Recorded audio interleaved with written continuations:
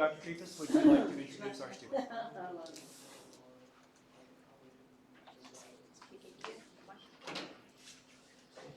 Good afternoon, everyone. So, Jakob Skipper was in last semester in fall 2023 registered for the AI, Artificial Intelligence, undergraduate course, CS444, and each student wrote a term paper, and they had a list of topics, and Jakob selected actually planning.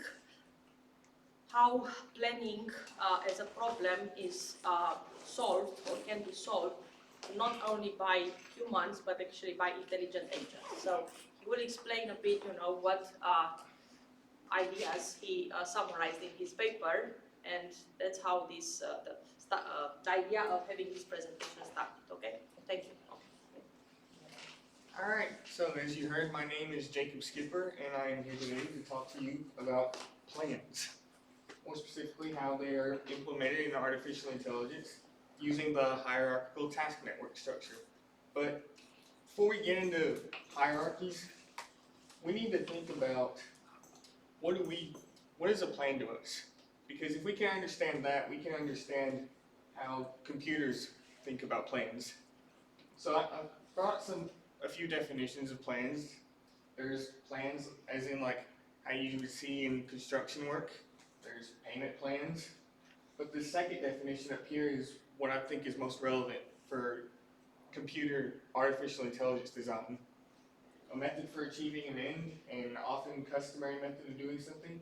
And I like this phrasing right here, a detailed formulation of a plan program of action. It has to be detailed because we're dealing with computers. And machines, computers, everything has to be explicit when you're dealing with them, because everything ultimately has to come down to the ones and zeros, machine code. So there has to be some way to define the steps in a plan that represents the best way to get from the start state to a goal state. Sometimes there's not a way to get to the goal state, sometimes you can only approach it, or sometimes there's multiple ways to get to the goal state.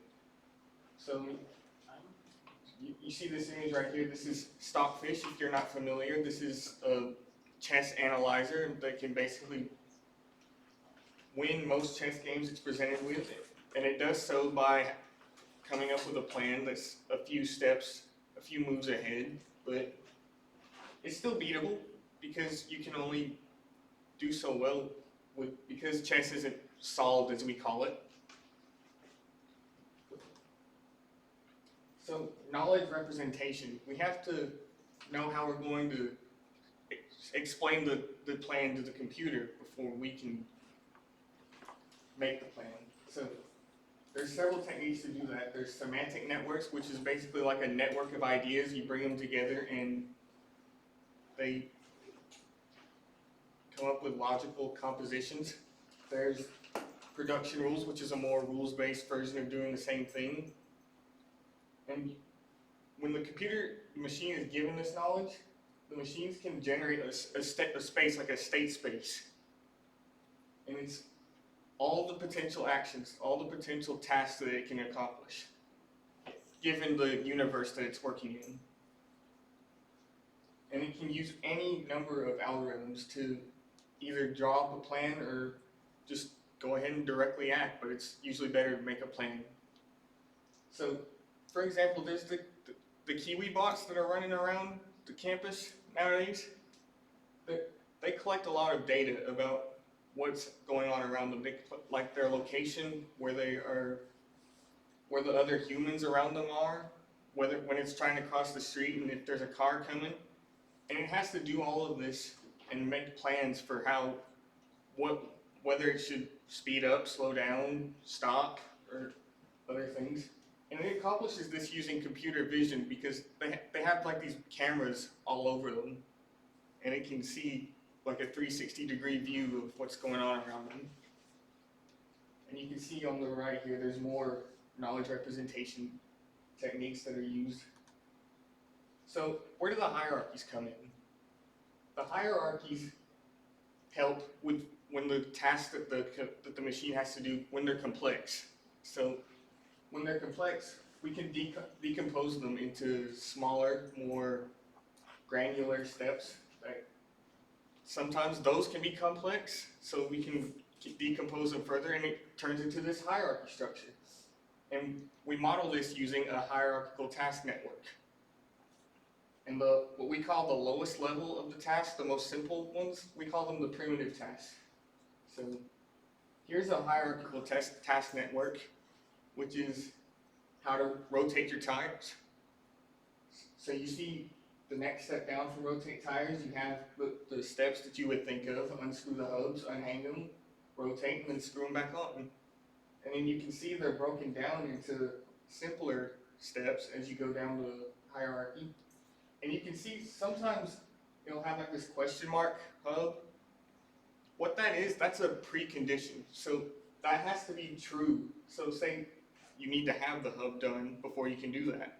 Or you need to have the tire done before you can do this. And it just tells you what path you can go at any given point, what you're ready to do, in other words. And it keeps going like that until you get down to these darker rectangles, which are the primitive tasks. And the final plan, when it's all said and done, it's just a series of those dark rectangles. So why would you use hierarchical task networks? Well, I mean, there's other strategies you can use. There's searching for the best task first. There's searching by depth of the hierarchy. There's heuristics, which is basically going by rules of thumb. But you use this because there's more efficient recovery from plan failures. You can retrace your steps. You can go back up the hierarchy and try something else if something went wrong. And so that leads to stronger consistency between the world and the model of it, because, as I said, you have to model, the computer has to model the world. So, and what's cool about this is because it's a series of those primitive tasks, it can choose at any time to commit to only some of it, or it can commit to all of it. And it can make those decisions based on whether its actions when is it planned. So maybe there was something wrong with the model and maybe something went wrong, but so you can only do part of the plan. And this gets into the knowledge of the primitive task, the effects that it has on the world around it. Makes it more reliable at the end of the day. So you see this image right here, this is Unreal Engine. You see this in computer, video game creation, all kinds of stuff. And that's one way they can bring up the artificial intelligence in those creations. So I looked into this online safety case study, which it basically gets into like network security, because if you're not safe on the network, then there can be all kinds of problems that can arise. Basically, when there's breaches in the network, there can be automated responses, like that software can be set up to do. And so there were researchers from the Beijing Institute of Technology, and they use hierarchical task networks to design an adaptive agent-based intrusion response system. This AIRS, it was designed to create plans. It created plans to address all types of intrusions with the appropriate measures, and it can even address them with the appropriate amount of time. So maybe there's like a priority thing going on. Maybe there's multiple threats at once, and the structure, the plan system, it can decide what to do, what's most important to deal with it first, and handle it in that way. So you can see that that's the task network that they ended up coming up with in the case study. And the results of it, they were able to determine the proper response time for different types of threats. And they were able to handle the false positives that could pop up, because systems like that, they can always find false positives security-wise. It helped the system that was hosting the network and the network itself, because sometimes it's a centralized structure like that and it needs to work together to be efficient. It helped that work better.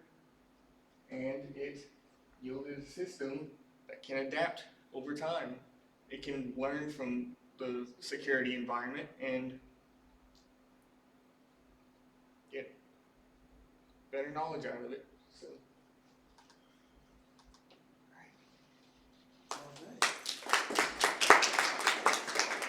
any questions? Do you have any questions for Jakob? Question? I think we can have like 2 questions. So do all AI systems come with a decision-making process built in, or do they have to be programmed?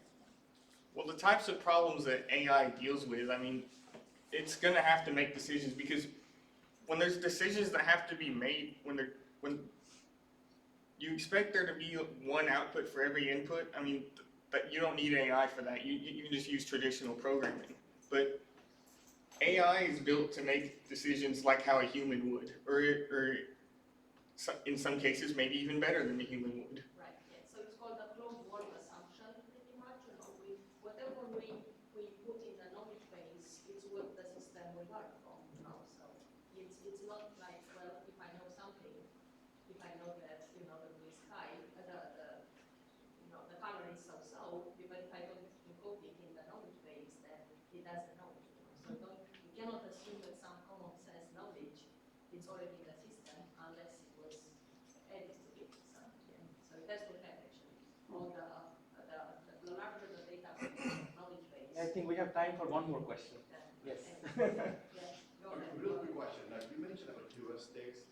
How frequently heuristics are used in artificial intelligence? Well, you can see them pop up like in all different areas of it. It's not like a one type of thing that you use it in. It's more like a tool that you can just apply it in any of the different techniques that you can use for planning and accomplishing tasks.